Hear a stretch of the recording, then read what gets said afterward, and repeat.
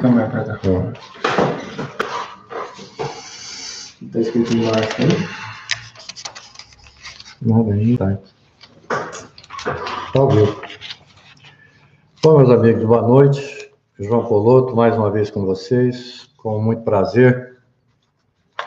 Hoje nós vamos elucidar alguns assuntos com relação à panificação e justificando o que dá o nosso texto, né? Que são 2 jeitos de fazer o pão. Sem dúvida, nós vamos dissertar mais sobre isso, porque esses 2 jeitos de se fazer o pão, significa que nós temos aí os 2 principais fatores para que nós possamos fazer o pão. Isso é fundamental, tempo e temperatura. São os 2 itens fundamentais. Mas isso nós vamos entrar em detalhe no resumo. E eu vou passando para vocês agora algumas são curiosidades, outras são mais para informação de fato, para conhecimento de causa, certo? Vamos começar por alguns detalhes simples, né, que muita gente deixa passar despercebido. Por exemplo, qual é a função da água na minha massa, no meu pão? Bom, o principal é a água, por sua vez, ela vai possibilitar que nós tenhamos a formação do glúten, através da proteína do trigo, formada por gluteína e glutenina. Elas duas formam, então, o glúten. O glúten, por sua vez, é a proteína do trigo e que absorve 3 vezes o seu tamanho em água. Eu já citei isso em algumas lives minhas, em que ele, por sua vez, após absorver essa umidade, essa água, esse líquido, né? Digamos que pode ser, além da água, algum outro líquido também, mas a água, por sua vez, são 3 vezes o seu tamanho. Ele absorve em água e não mais cede. Ele, por sua vez, absorve e aí ele as mantém, exceto posterior cozimento, né? No cozimento ele vai perder, por sua vez. Mas a água, por sua vez, a função principal neste caso ele vai possibilitar a formação do glúten, tá? Através dessa proteína que absorve a água, nós então formamos o glúten. Logicamente que ele também vai dar consistência à massa, formando o glúten. Ele, por sua vez, vai dar consistência à massa também. E por sua vez, ele vai possibilitar a ação das enzimas, né? Ele vai controlar a maciez, logicamente, e dar mais, logicamente, elasticidade a esse glúten, de acordo com o trabalho da massa, estando ele bem hidratado. Bom, aí nós vamos falar qual a importância do pão. De um modo geral, para a humanidade, né? Ele era considerado um alimento, o alimento. Vamos voltar um pouco lá atrás, onde ele citava que o pão era o alimento dos nobres, né? Porque era feito com o trigo mais especial, tal, era feito para os nobres, restando para os mais humildes o que restava, o que sobrava. E, logicamente, que é importante lembrar que a importância do pão para a humanidade, não é mesmo? Onde, antigamente, quando não se tinha o fermento, sabemos que também o grão, por sua vez, tem lá 7.000 anos antes de Cristo, por sua vez, pelos egípcios, ele já era cultivado. E, logicamente, que ele era consumido, assim, de uma forma bruta, cru, né? E, logicamente, que a posteriori foram evoluindo e aí daí depois de um certo número de anos e tal, nasceu o fermento e por sua vez seguiu-se a panificação, mas nós vamos chegando lá, vamos comentando por partes e vamos chegando lá. Qual é a importância do pão? Não é mesmo? O pão, assim como mais alguns alimentos que são ricos em carboidratos, né? Como, por exemplo, batata, mandioca e alguns cereais, certo? A massa, por sua vez, também é fundamental. Logicamente que isso tudo para o bom funcionamento do nosso organismo, porque Se nós analisarmos bem a informação que nós temos, que para o bom funcionamento do nosso organismo, nós temos aí 50, um pouco mais até, de caloria que nós ingerimos e logicamente que devem ser dos carboidratos, não é mesmo? Logo, o pão tem aí muita importância. E veja bem, então vamos citar um fato interessante com relação ao pão também. O pão tem um fundamento cultural religioso muito grande, não é mesmo? Tanto que desde que Cristo dividiu os pães entre os apóstolos e tal, veja bem, aquilo ali já o pão já existia há muito tempo. Mas veja como ele está ligado também à religião. Na igreja, por exemplo, hoje, quando o padre vai, ele está rezando a missa lá e tal, ele fala muito, né, sobre o pão. Quer dizer, ele é citado até em religião. Então, veja como é importante, como sempre foi importante o pão. Agora, o pão é importante, tudo bem. E qual a importância da panificação, de modo geral? Tá certo que ela está ligada a isso, mas, né, essa mistura é uma mistura simples, se você for analisar, não é mesmo? Logicamente que uma massa macia, uma massa bem feitinha, bem levedada, e logicamente que quando do seu cozimento, dependendo do tipo de pão que você faz, ele sempre inala um odor agradável, gostoso, né? Então, ele é realmente um alimento universal. Se você for ver, eu digo universal porque se você, a gente hoje, inclusive aqui no Brasil, se fala muito em democracia hoje, né? Democracia para lá, democracia para cá, cada um quer ser dono da democracia. Mas eu acho que ninguém é mais democrático que o pão. Ele entra na mesa de todo mundo, ninguém reclama, ele é o cara. Não é importante, é interessante essa piada, né? É uma piada, mas é bem clara, entendeu? Que nós podemos entender que realmente ele é o maior dos democratas, é o pão. Cabe na mesa de todo mundo, ninguém reclama, ninguém fala que ele é ruim, ninguém fala que ele é muito bom. É muito interessante isso, né? Principalmente o brasileiro, né? Que ele nunca dispensa o pãozinho na parte da manhã, no seu café da manhã, ou até mesmo aquele famoso pãozinho na chapa com o café da manhã, né? É muito interessante isso. Realmente, às vezes até motivo de riso, mas é uma realidade. Você analisar bem, é uma realidade, né? Agora, nós citamos a princípio a água na panificação. Agora, qual é a importância dos líquidos, né, de um modo geral, numa massa, dentro da panificação e da confeitaria, por sua vez, não é mesmo? Ela é imprescindível na formação de qualquer massa, né? Ela hidrata, ela, logicamente que hidratando a proteína do trigo, automaticamente nós estamos dando a partida para o pão. E partindo daí, logicamente que na formação dessa rede de glúten, de proteína, que logicamente vai dar sustentação a essa massa, nós temos aí massas ricas e chamadas massas pobres, não é mesmo? Mas lembrando sempre que o pai disso tudo, o fundamento de quem vai sustentar isso tudo e dar a leveza, dar o crescimento, parte, certo? Do líquido, dos ingredientes líquidos dessa massa, dessa formação que nós fizemos, né? Que o fundamental é a hidratação do glúten. Logicamente que nós vamos permitir que haja também além dessa hidratação para o glúten, do corpo da massa todo, na formação das enzimas e daí por diante. Quando você entra na função, quando você tem a água, você tem que também ter os associados, quer dizer, os que trabalham em conjunto com ela, principalmente aí entra o sal, não é mesmo? O sal. Qual é a função do sal na nossa massa, além dos líquidos, da água e dos líquidos, de modo geral? O sal é muito importante, mas é muito importante nas nossas massas. Veja bem, ele fortalece o glúten. A primeira coisa que ele faz é fortalecer o glúten, certo? Ele deixa essa massa mais elástica, porque o cloreto de sódio, que é o sal, o chamado sal, e a parte estrutural seria NaCl, né, que é o cloreto de sódio, que forma o sal. É o cloro e o sódio.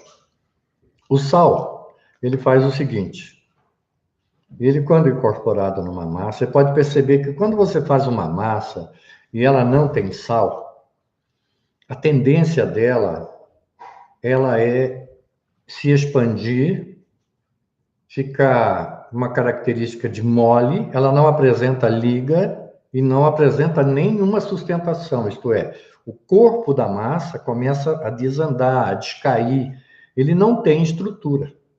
Mas quando você adiciona o sal, certo? Você vai perceber que ele uniu a cadeia proteica. E, logicamente, que com isso, você vai ter uma massa mais forte, mais estruturada, ela vai ganhar corpo, certo? E vai se manter. Ela não vai desandar, descair. E também tem um fato importante citar aqui. Isso, nós estamos falando mais especificamente de massa, de líquido, o que incorpora essa massa. Mas tem um detalhe importante aqui para citar para vocês, que muita gente às vezes não sabe, e muitas vezes comete erro e fica tentando descobrir o que foi. É simples. Se você, por exemplo, estiver fazendo uma massa, ainda que ela tenha sido muito bem feita, bem estruturada, bem hidratada, usando o sal certo, tudo bem. Mas tem um detalhe, o açúcar. Se você, nessa massa que você fez tão bem estruturada, tão bem elaborada, digamos que você esquece que pôs e repete, dobra. A tendência de excesso de açúcar, né? O excesso de sal também, você pode ter certeza, vai ser fatal. Vai realmente prejudicar e atrapalhar muito. Você certamente que perdeu a qualidade que você vai fazer. Isso vai ser fatal. Não vai dar condição, vai encascar, vai ficar uma massa rígida, sem vida, vai ficar muito esquisito. E o açúcar, quando em excesso também, ele vai gelatinar a tua massa. Fica como se fosse, parece aquela massa que você usa para fixar vidro.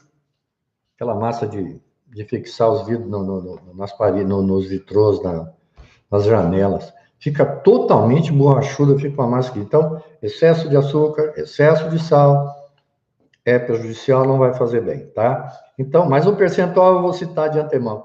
Sempre que nós vamos fazer um pão de sal, considerado o pão de sal, não importa qual seja, o francês, uma massa enriquecida, etc., sempre o percentual que você tem no limite é 2% do peso da farinha. Tá ok? Lembre-se disso, 2% do peso da farinha. É uma informação que pode ajudar. Você pode até, aí partindo disso, dificilmente você erra seu sal. No caso do pão doce, você não vai usar 2%, usar 1%, porque você vai trabalhar com uma massa doce. Mas não deixe de usar o sal, que ele vai estruturar a sua massa, dar sustentação, ele vai aproximar a cadeia proteica, certo? Não se esqueçam disso, é fundamental. Bom, outra coisa, como é que o pão ficou conhecido no mundo todo, né? Nós sabemos que o pão tem lá por volta de 6.500 a 7.000 anos antes de Cristo. O trigo, né, por sua vez. Ou o pão assado mesmo, como eu disse, eu citei numa live minha, que na construção das pirâmides, ao norte da África ali, que construíram as pirâmides, há vestígios, segundo historiadores, não sou eu não, historiadores disseram que ali foi encontrada a primeira panificadora do mundo. Seria talvez uma das mais velhas profissões. Não é. Tem outra aí. Mas sugere-se que a primeira padaria, né, segundo o que encontraram lá, seria então a primeira panificadora próxima às pirâmides. Logicamente que para sustentar o pessoal lá, que não ter sido pouca gente. E logicamente que o Egito foi a partida de tudo isso, né? O grão, e posteriormente a descoberta do fermento. Logicamente que o fermento deve ter lá, segundo se sabe, coisa de 4.000 anos, 3.000 e pouco, 4.000 anos, mais ou menos, que o fermento foi descoberto. Foi por acaso, claro, né? Essa fermentação foi descoberta por acaso. No Brasil, a panificação Quando foi que chegou no Brasil? O Brasil, por sua vez, recebeu, lá por volta do século XIX, que a panificação praticamente chegou no Brasil. Mas nós tivemos aqui muita influência, né? Logicamente que aqui foram muita gente que desembarcou no nosso país, desde franceses, holandeses, italianos. O italiano veio depois como imigrante, né? Mas os que tentaram a colonização do país, né? Que vieram aqui brigar pelo país, holandeses, franceses, e o português, que por sua vez foi o que acabou, né? Ficando por aí, e nós temos aí uma série de descendências e de coisas vindas por eles e deles. Muito bem, por sinal. E devemos muito a eles. Então, o pão, por sua vez, como ele ficou conhecido no mundo? Os colonizadores, claro, que vieram para o Brasil, logicamente, que já tinham informações, já tinham, lá do Velho Mundo, principalmente, eles já tinham, inclusive, essa fermentação que nós hoje chamamos de fermentação natural, pão de Cristo. Pão de Cristo, interessante, né? Muita gente fala pão de Cristo. Fala, por que é pão de Cristo? É porque essa fermentação do pão de Cristo, normalmente, quando ela acho que até hoje, eu nunca me interessei muito por esse lado, mas eu conheci ela de perto. Fiz até. Ela é uma fermentação líquida. E segundo, quer dizer, o calendário dela é esse, 7 dias, pelo menos, mas vai até 10, dependendo da condição climática, como eu disse a princípio, temperatura e tempo. Então, você vai ter, em função da temperatura, o tempo para se obter o fermento. Então, não adianta, esses dois fatores são primordiais na panificação, não adianta querer discutir, os dois são de mãos dadas e funcionam. Tanto que depois eu vou esclarecer algumas coisas mais sobre a panificação de hoje, com relação à temperatura e o tempo. E, logicamente, que nós recebemos muitos colonizadores. E, logicamente, chegando também, principalmente, quer dizer, logo, na nossa época aqui no Brasil, como nós tínhamos aqui muitos europeus, o pão, na realidade brasileira, ele não era bem esse nosso pão branco aí, que nós chamamos de pão francês, que veio muito depois, logicamente que os franceses é que trouxeram isso, porque eles consumiam o pão branco. Tá? Tanto é que nós temos hoje aí o pão francês, logicamente que em função de ter sido apresentado pelos franceses, é claro, e nós adaptamos. E aqui, por sua vez, o brasileiro criou sua condição, mas não deixou de ser o pão francês, que é o consumido, o pão branco. Sendo que, na época, nós aqui tínhamos o consumo mais era do pão escuro, em função da cultura europeia, certo? Do Velho Mundo. Então, tudo isso aconteceu e veio trazendo e foi evoluindo.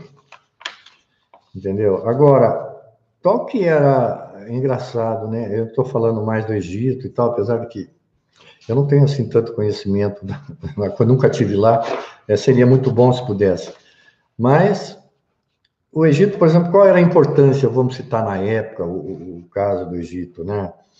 Interessante que eles usavam o trigo e os pães, né, de um modo geral, porque nós não tínhamos a moeda, eles não existiam, melhor, nós não, desculpa.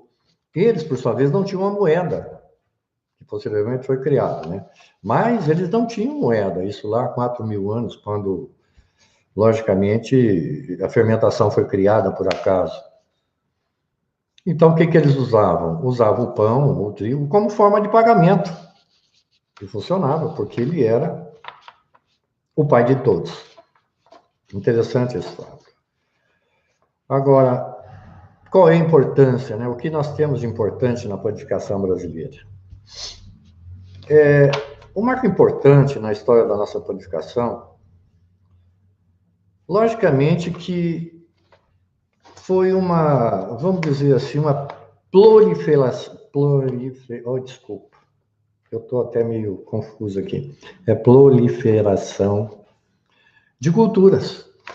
Vejam bem, nós no Brasil, da Segunda Guerra Mundial, nós tivemos aqui uma imigração muito grande para o Brasil. Principalmente, né? Principalmente holandeses, franceses, italianos. Francês não foi tanto. O que mais migrou, que veio para o trabalho braçal, para a lavoura brasileira, que a brasileira, nós éramos os maiores produtores de café, de algodão, da borracha, enfim. Os italianos, por sua vez, foram os testa de ferro aqui dos operários, né? Aí tivemos, então, quando eu digo que a panificação no Brasil, ela é muito diversificada e muito importante, porque nós temos aqui uma diversificação de raças, né? Nós recebemos os chineses, coreanos, chineses, irlandeses, holandeses, e cada um se assentou mais numa região. Quer dizer, a região sul, que é uma região fria, onde se adaptaram mais os europeus, né? Principalmente italiano, holandês, irlandeses e outros, alemães. E para o interior vieram muitos italianos. Tanto é que a minha família, meus pais, vieram da Itália, vieram para o interior de São Paulo, para trabalhar no café. Muitos se espalhou. Então, por isso, a panificação brasileira é uma panificação altamente diversificada e rica, em função dessa, né? Essa turma toda aí que cada um trouxe alguma coisa. Por isso, hoje no Brasil, é muito rico nisso. Só nós não tínhamos um bom trigo. Isso foi muito difícil se acertar. Eu me lembro disso, porque eu tive panificadora durante 30 anos, e eu me lembro bem que eu trabalhava com tipos de trigo de algumas variações, e eu procurava sempre casar um com o outro, ou comprar de um ou de outro, se bem que não eram muitos, né?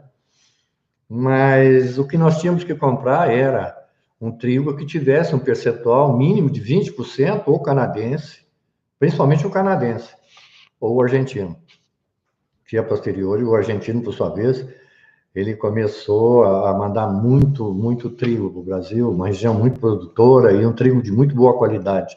O Brasil, na região do Paraná, por sua vez, produzia menos, mas produzia, só que a qualidade era bem inferior em função do clima. E nós tínhamos que, então, fazer o quê? Um casamento disso tudo. Os próprios moinhos faziam isso. E qualificavam as farinhas.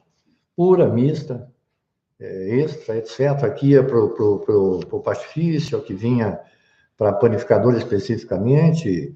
Enfim, nós tínhamos aí. Então, a importância da panificação no Brasil, ela é muito grande. Trouxe muita cultura. É uma cultura de um lado, claro, obedecendo um campo, abrangendo um campo. Daí nasceu muita coisa boa e que o Brasil, ou brasileiros hoje, e muitos, tiram proveito disso e vivem em função disso também. Tá certo? Bom, vamos falar um pouquinho agora de temperatura no processo de panificação. A temperatura é muito importante. Veja bem, você é da região sul, e você lá da região norte, o nordeste, tem o centro-oeste. Então, nós temos no Brasil uma variação de temperatura muito grande, graças a Deus, né? E, logicamente, que se você... Veja, se você é do ramo, é da área, ou conhece alguma coisa de panificação, sabe muito bem que as panificadoras, de um modo geral, ainda,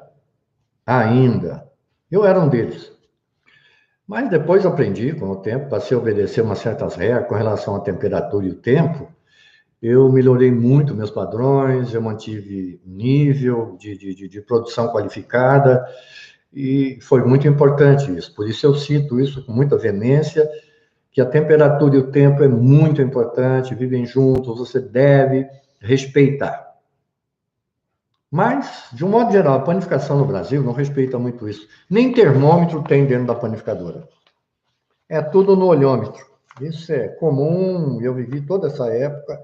E até hoje, às vezes, em alguns lugares onde eu vou bater algum papo ou visitar alguém, ou que eu sou convidado, por sua vez, eu vejo que não existe um termômetro. Aí ele vem lá com uma série de desculpas. Mas veja bem, eu tenho que aceitar toda e qualquer desculpa que venha dentro das panificadoras de hoje, principalmente dos padeiros de hoje. O de ontem também, né? Mas o de hoje ainda continua uma boa parte. Melhorou um pouco. Porque nós tivemos algumas escolas que melhorou. Porque no Brasil, a informação da panificação é muito pobre, sempre foi pobre. No meu tempo, gente, para mim conseguir alguma informação de panificação, olha, era o fim do mundo, cara. Não tinha um livro para consulta, eu não tinha nada. Você sabe o que é nada? Ou você fazia, errava e acertava e achava o caminho, ou então você desistia. Então, eu não tinha percepção de que o que era fundamental para que eu pudesse desenvolver qualidade, etc., foi tudo estudando sozinho, quebrando a minha cabeça e me virando como pude.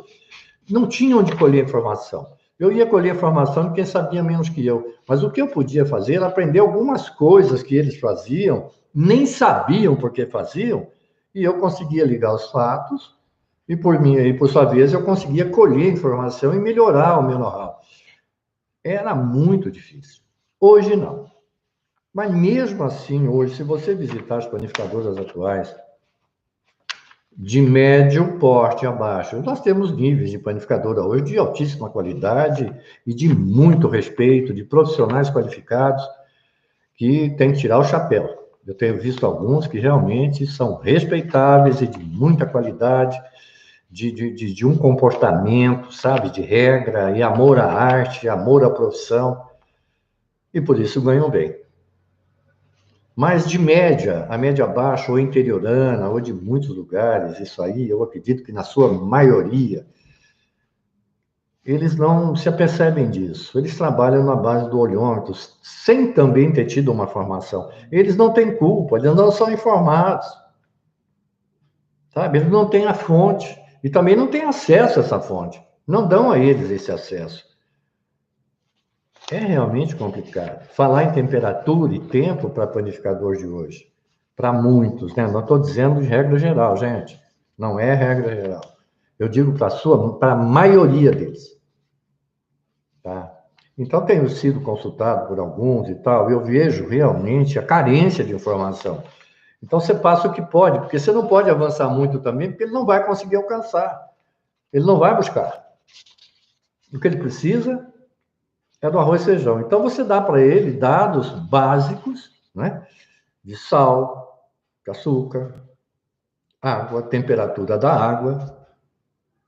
Eu ligo a temperatura do ambiente, digo a ele, olha, você tem aqui em média isso e tal, a tua temperatura em média aqui é essa, eu pergunto, brinco, converso, procuro dar uma desviada e fazer quase que um cirquinho, né? Para que ele se entenda, para que ele mais ou menos se enquadre.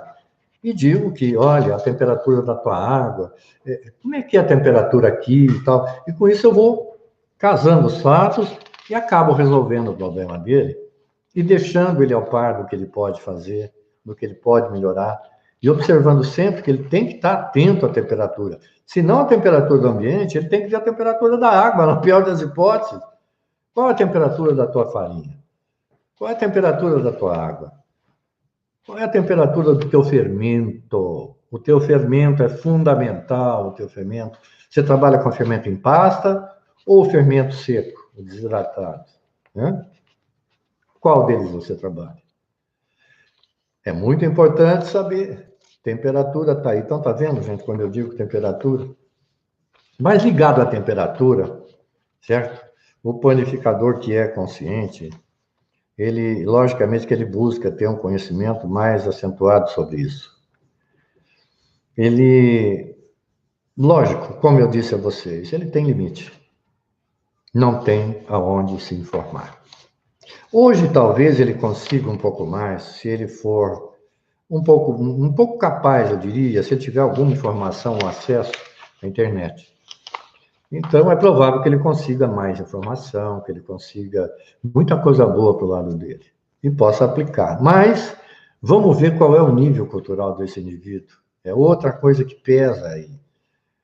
Sabe? Qual é a formação dele? Ele foi formado dentro da panificadora porque o mestre antigo ensinou ele aprendeu, o mestre morreu e ele ficou? Ou o mestre saiu, pediu demissão, arrumou um emprego melhor e ele assumiu o lugar? Quando é muito comum, isso é quase que um praxe nas panificadoras de média e baixa, você só vai encontrar isso por aí. Mas eu acho que isso tudo vai mudar e está mudando. Eu acredito que eles vão chegar lá. Agora, é muito interessante você saber quais são os defeitos que acontecem no pão com relação à temperatura.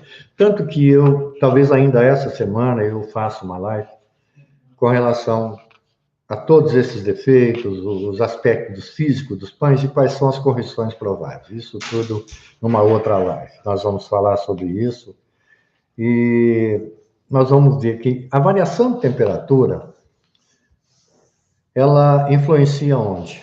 No glúten, principalmente no glúten. Certo? Agora tem um detalhe, pessoal, se vocês quiserem mandar alguma pergunta, pode mandar aqui. Tá? Eu estou aqui para responder também. Se der tempo, eu respondo algumas aqui. Se não der, depois eu respondo por mensagem. Tá? Mas se vocês quiserem perguntar, não se acanhem, eu estou aqui para isso, tá? E não se acanhem. Vamos lá, pode perguntar à vontade. Se eu não responder hoje, depois eu mando para vocês, tá? Por mensagem. Pode ficar tranquilo. Então, como eu havia dito, nós estávamos dissertando sobre temperatura. A temperatura, ela vai... Eu vou dizer dois fatores só que acontecem no caso da temperatura. Vamos dizer que eu esteja fazendo um pão francês. A temperatura está quente. Quente aonde, João? No ambiente, tudo bem. Se estiver quente no ambiente e eu não obedecer a regra de temperatura que é, se eu tenho uma temperatura muito quente, automaticamente a minha farinha está quente. Correto? O que não pode acontecer é de eu colocar essa água quente. Eu vou ter que fazer o seguinte, para eu compensar a temperatura, que automaticamente toda a massa, eu diria que, como base, você deve tê-la entre 25, 23, certo? 22, ótimo. Essa é a temperatura que você deve ter numa massa. Mas, como eu disse, não tem um termômetro. Se ele pudesse, pelo menos, ter um termômetrozinho, nem que seja aquele pequenininho, que não pode ser tanto de vidro, porque é perigoso o cara esquecer na massa também. É outro detalhe. Veja quanta coisa. Eu tenho visto por aí, tenho orientado, tenho conversado, tenho falado, tem que ser um papa para falar sobre isso. O camarada tem que... Sabe? São muitos cuidados, é muito perigoso até. Falar para ele ter um termômetro, ele pôr na massa que é capaz dele deixar rodar. Então, eu digo apenas que ele deve observar a temperatura do ambiente e procurar fazer com que a massa dele tenha mais ou menos o padrão. Tá? Então, não vamos complicar, não. Então, se ele tem uma massa de um pão francês, o que acontece se ele não der uma refrescada, uma gelada nessa água? A tendência de uma massa quente aí ele já danou-se. Então, porque a tendência dela é ficar encascada, crosta grossa, ela vai acidular, quer dizer, vai dar um odor acético até. E o pão vai sair até, por sua vez, quando ele chegar lá, que ele for fornear, ele está todo arrebentado, enfim, cascudo, e não vai prestar. Pode ter certeza que ele já errou. Aí ele diz, poxa, mas eu usei água gelada e o meu pão... No final, deu toda essa característica de casca grossa, ficou meio pálido, nem corou, nem nada, não deu casca fina, nem nada, ficou esquisito. Nem com vapor e tudo, não deu nada. Porque o pão francês, ele quer muito vapor para dar um bom pão. Casca fina, etc., crocante. Se não tiver vapor, difícil. E ele, por tudo isso que ele teve, ele disse, poxa, São João, mas o meu pão continuou cascudo, não teve jeito. Eu digo, Você percebeu que quando você passou... Ou você trabalhou demais a sua amassadeira, ou você queimou ela no cilindro, cara. Tá? Num desses dois lugares você esquentou a tua massa. Então você matou ela aí. Tá? Foi o mesmo que você tivesse feito lá sem água gelada. Detalhe, né? Importante saber isso. Agora, existe com relação ao outro lado, água gelada, temperatura fria. A temperatura fria não quer dizer nada para pão. Você pode até dar uma quebradinha na tua água fria lá e casar a tua massa, porque você não pode esquentar a água. Você vai quebrar a temperatura. Não esquenta a água e faz a massa com água quente, você já morreu também. Tá? Você já morreu, você já matou por aí. Não faça isso. Você não está fazendo pão caseiro, é leite morno. Não é leite quente, você faz. Sempre a palavra é morno, não quente. Então você pode dar uma quebrada, tudo bem, por que não? É possível, é tranquilo. Ou então você faz uma massa a uma temperatura mais ou menos adequada, ainda que você não quebre muito, ou seja, uma produção de grande quantidade, você deve ter a tua câmara. Você tem uma câmara onde você tem uma temperatura controlada que você automaticamente vai ter teu pão dentro das regras. Mas aí é para um nível maior. Mas o cara que não tem, ele vai ter que obedecer a regra simples. Aquece um pouco a tua água, mistura com água fria, dá uma quebrada e faz a tua massa. Tá? E o interessante é que quando esse tipo de pão for feito, sempre obedecendo uma temperaturazinha razoável, né? Média, e você ter uma câmara para evitar que ele fique no tempo, porque a tendência de estar bastante frio é encascar também.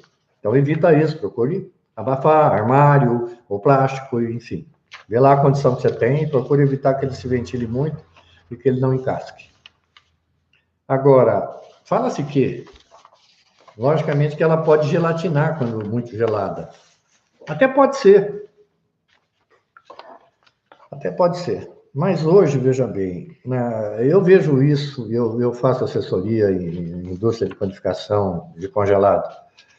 Hoje se trabalha muito na linha de congelados, mas ela não é praticamente uma panificação feita como a panificação convencional, de você usar a câmera para você manter o pão, ele faz um pré-crescimento, depois você põe na câmara fria e ele mantém aquilo até o dia seguinte para tirar depois e deixar ele relaxar um pouco e, não, logicamente, depois para cozimento.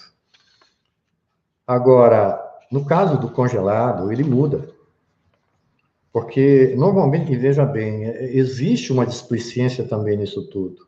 E muitas vezes isso dá certo por acaso. Mas eu tenho visto, eu tenho que corrigir muitas vezes, corrigir, que eu sou chamado para corrigir,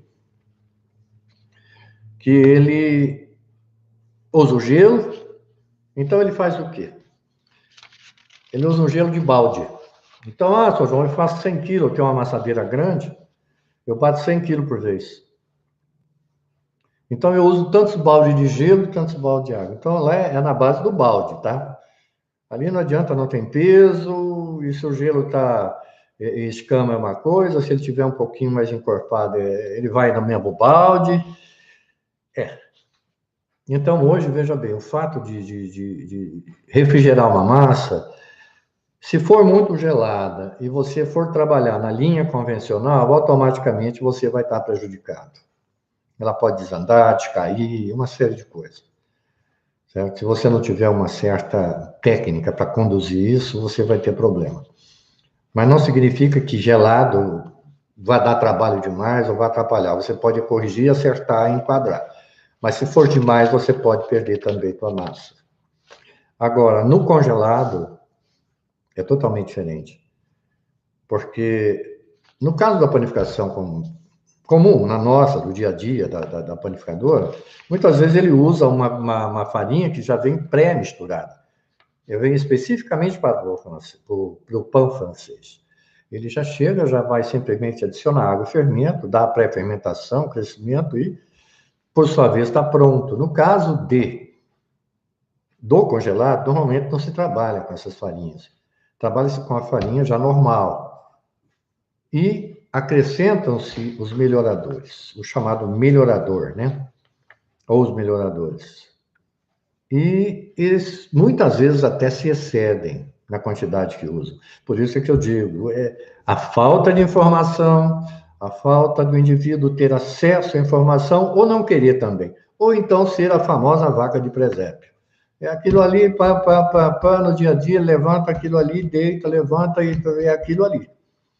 E não muda, não busca, não quer aprender, por quê? Muitas vezes ganha mal. Mas nem sempre é assim.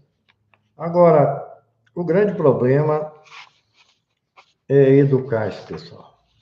É difícil. Muitas vezes eu sou até contrário, apesar de conhecer toda a matéria, explicar, dar o caminho, corrigir, orientar onde ele errou, evitar que ele erre mais, brincando sempre, trazendo ele como meu amigo sempre. Mesmo assim, muitos se indispõem. É difícil, gente. Por quê? Porque ele não tem uma formação, ele não tem uma base. E o nível cultural é baixo também.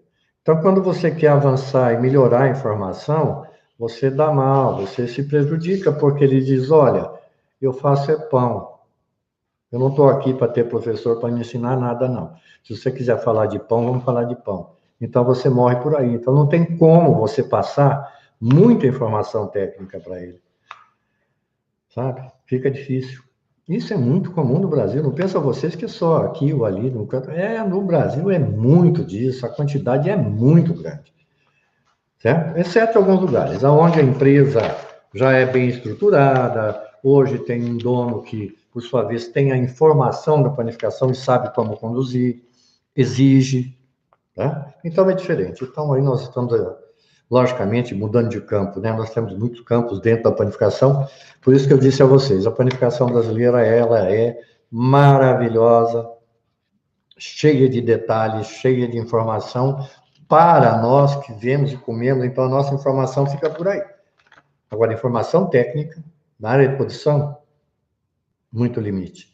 Então, eu acho que o Brasil, por sua vez, devia ter mais forma de formação profissional desses indivíduos. Quer dizer, vejam vocês qual é a escola profissionalizante de planificação que você vê, quantas tem?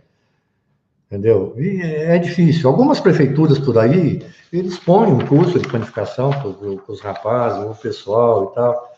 Mas eu fui ver algumas dessas escolas, sinceramente, é decepcionante. O professor, uau, que professor. Entende? Bom, isso tudo é apenas, eu estou ilustrando, passando alguns detalhes, desculpa, para que vocês saibam o que é a planificação de modo geral ainda hoje. E, por sua vez, as importâncias de uma série de detalhes que interessam a planificação, que está dentro do ramo, dentro da especificação. Bom, eu acho que eu já citei para vocês uma série de detalhes, uma série de informações, algumas curiosidades. Foi muito bom o nosso bate-papo, tá? E eu devo voltar, amanhã eu devo estar fazendo mais uma live. Eu devo falar mais especificamente amanhã sobre fermentação. E devo dizer para vocês uma outra coisa também. Eu estou transmitindo ao mesmo tempo no YouTube, no Instagram e no Facebook. É para ninguém ficar de fora, sabe, gente? Repasse, por favor, e eu agradeço a vocês todos, logicamente que por isso. E não esqueça de dar o teu joinha aí e se inscrever, certo? Acione o sininho para receber meus vídeos. Eu vou ter mais alguns essa semana, muito interessante, você vai gostar de ter. Amanhã de 18, né? Amanhã, 18, isso. Às 7, às 19 horas, eu vou fazer um tema interessante, que é fermentação biológica, né? De um modo geral, todas são biológicas, né? O fermento seco, o outro e o mesmo levain. Mas eu vou trabalhar mais na informação sobre levain, para que vocês tenham um pouco mais de acesso ao levain, como você, logicamente, ter detalhes sobre o levain. Nós vamos conversar muito sobre ele, vai ser muito bom para vocês se informarem, tá? Maneira de fazer seu pão com ele, algumas coisas, muita coisa interessante, vocês vão ver. Agora, nas redes sociais, você deve procurar lá, da massa ao pão, João Poloto, tá? E relembro, logicamente, que eu vou citar novamente, amanhã, dia 18, às 19 horas, eu estou aqui novamente falando com vocês sobre o levain, fermento biológico natural. Não se esqueça, então, YouTube, Instagram, Facebook, tá? Para ninguém ficar de fora, mais uma vez. Repassem, por favor, tá? E até amanhã, meus amigos. Amanhã a gente se vê. Obrigado pela sua atenção e até lá.